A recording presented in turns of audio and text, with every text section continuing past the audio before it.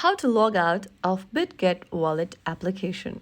Hello everyone, welcome back to another video from Trading for Beginners. If you are on Bitget Wallet and wondering how to log out, here's how you do it. First of all, launch open Bitget Wallet app on your device and make sure you're on the main home screen.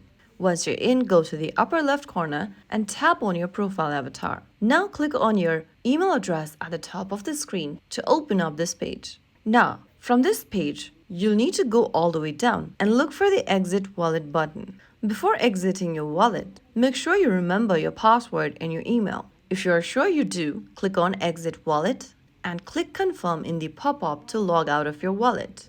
So right there, you've successfully signed out or logged out of Bitget Wallet app. Super quick and easy, isn't it? If you found the video helpful, don't forget to like, share and subscribe to our channel. I will see you again in the next video. Thank you for watching.